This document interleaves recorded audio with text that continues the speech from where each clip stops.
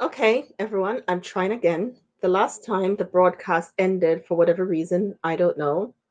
And so I'm giving it another go just to see what's happening now. And I'm not seeing it here. It says Joanna is live, but where am I live? Am I live in the group? This is a really important subject. I really do want to talk to you about this, to talk with you about it, but I'm not seeing this at all. Okay, here we go. Another go just to see. Okay, so we're gonna go and see what happens.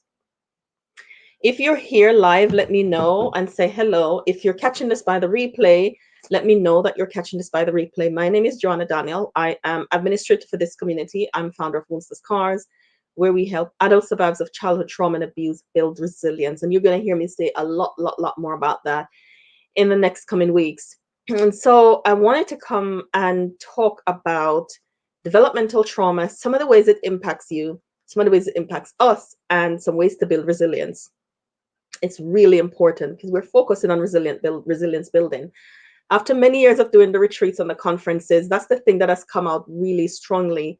That when it comes to resilience, we are people who experience trauma.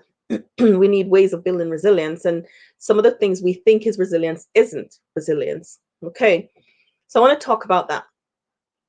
So let's get cracking. What is developmental trauma? So developmental trauma is the trauma that happens in those early developmental stages, and while the brain is developing. And the trauma can be anything. It can be attachment injuries, attachment related trauma, where there was nobody to attach to. You have no special connection, no special bond with any of your primary caregivers.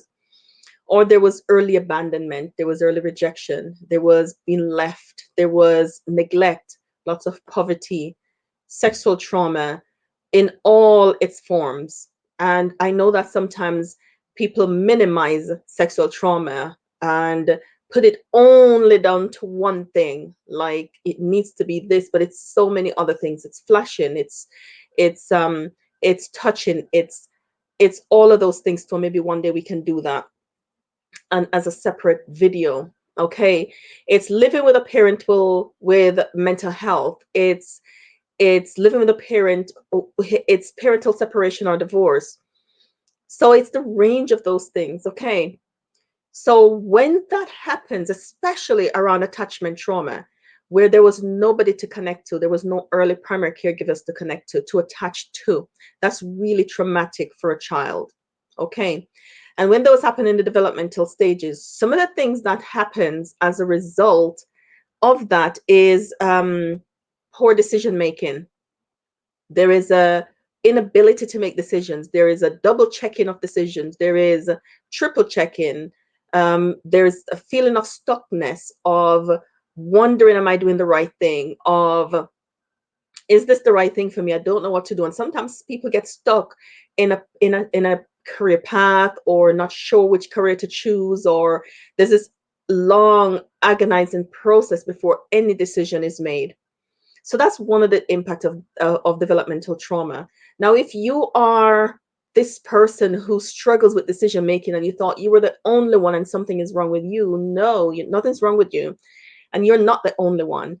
And when we heal the inner child, and I'm giving away one of my resilience building tip, when we heal the inner child, you will start to see you, the adult, coming up more and more and is able to make those kind of decisions. Okay, another impact, and maybe I should do this in a webinar because I feel like a Facebook live is not going to do it justice. Another impact of developmental trauma is an unresolved trauma is anger.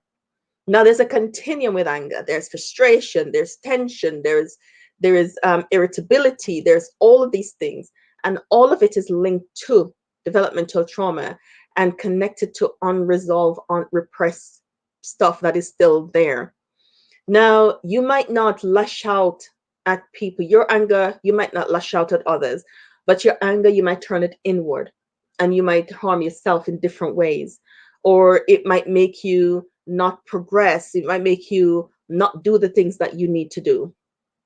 So that's the anger. That's some of the ways that the anger might show up. And the anger might show up for you in a different way.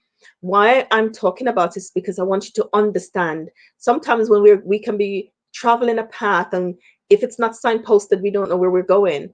But I want these to be your signposts so that you can know what's going on and you can know that there's something that can be done about it. Another impact is self-care. Now, I'm not talking about the self-care where we get our hair done and our makeup is on point and our clothes is designer. Not that kind, because that's the external, and sometimes that's used to cover pain. I'm talking about the kind of self-care that allows you to recognize your wounded inner self and give yourself what you need.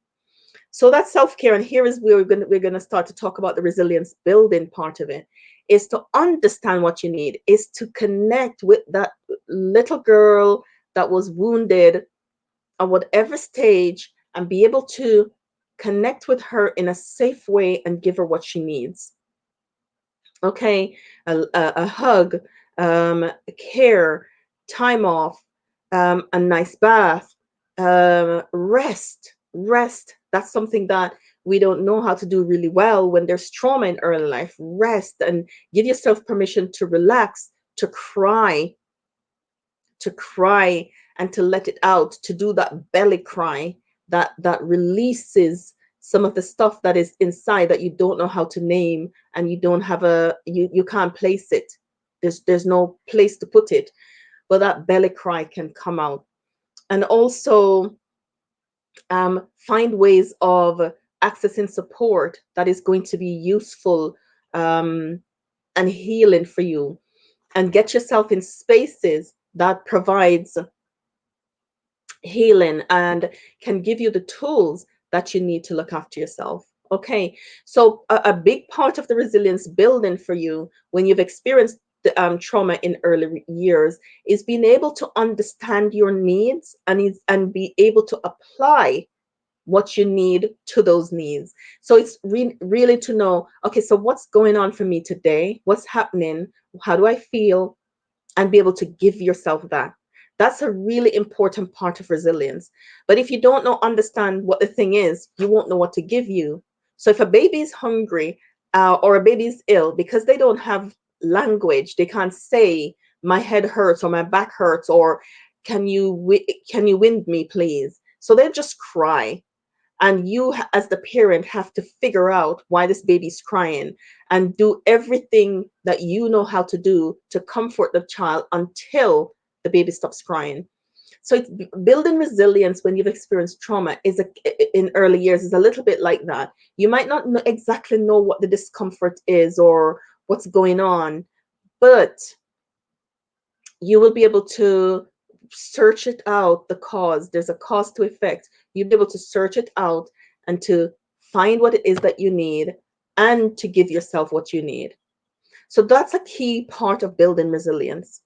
Now, I also want to invite you to my newsletter called Joanna Writes, where I am helping women who experience childhood trauma to build resilience. That's where all of my resilience work is going to be focused. Now, I do this every day in one to one, but I want to do it with you, and I'm going to do that through writing, through giving prompts and guides and videos that is specifically geared to you taking your path of healing. So it's by invitation at Joanna Writes. For the next quarter, I'm writing specifically about healing developmental trauma, specifically relating to attachment injuries. And throughout this week, I'm going to come and talk about attachment injuries. What is it? How does it show up? And some ways that we can use an understanding of attachment injuries and build resilience through that. Okay, so I'm going to talk about that some more throughout the course of the week. But join the newsletter. There is a paid version and a free version. The paid version, of course, will have more access, more stuff, and get more deeper. Can take the work deeper, but I invite you to join me over there at Joanna Writes, where this quarter I'm specifically focusing on building resilience for women who have experienced trauma. I hope I'll see you there. Have yourselves a wonderful day. Take care. Or evening, because it's like after 7 now here in the UK. Take good care. Thank you for joining me live. If you're watching this by the replay, please let us know that you joined so that more people in the group can have access. They can see it, because Facebook Don't just automatically show everybody the videos. I appreciate you. Thank you. Bye.